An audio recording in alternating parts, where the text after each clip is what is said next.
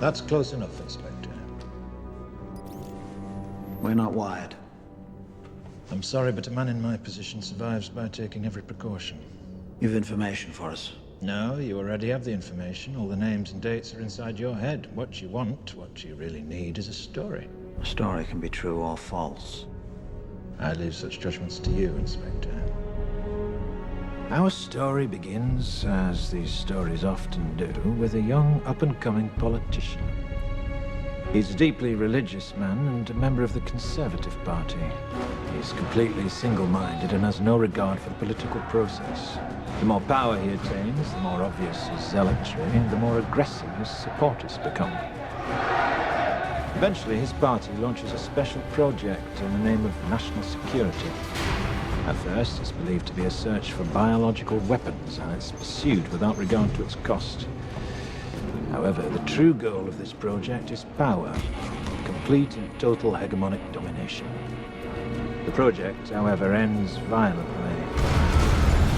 But the efforts of those involved are not in vain, for a new ability to wage war is born from the blood of one of the victims. Imagine a virus, the most terrifying virus you can, and then imagine that you and you alone have the cure. But if your ultimate goal is power, how best to use such a weapon? It's at this point in our story that along comes a spider. He is a man seemingly without a conscience, for whom the ends always justify the means, and it is he who suggests that their target should not be an enemy of the country, but rather the country itself. 3 targets are chosen to maximize the effect of the attack: a school, a tube station, and a water treatment plant. Several hundred die within the first few weeks. That Three Waters has, in fact, been contaminated. Authorities are attempting to control its deadly spread. Sends a wave of destruction throughout the underground. Fueled by the media, fear and panic spread quickly, fracturing and dividing the country until at last the true goal comes into view.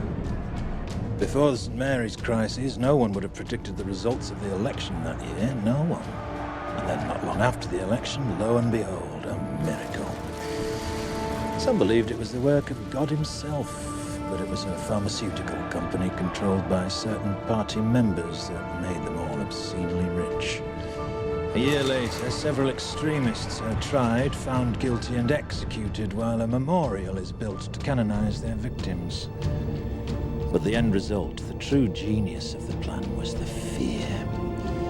Fear became the ultimate tool of this government, and through it, our politician was ultimately appointed to the newly created position of High Chancellor. The rest, as they say, is history. Can you prove any of this? Why do you think I'm still alive?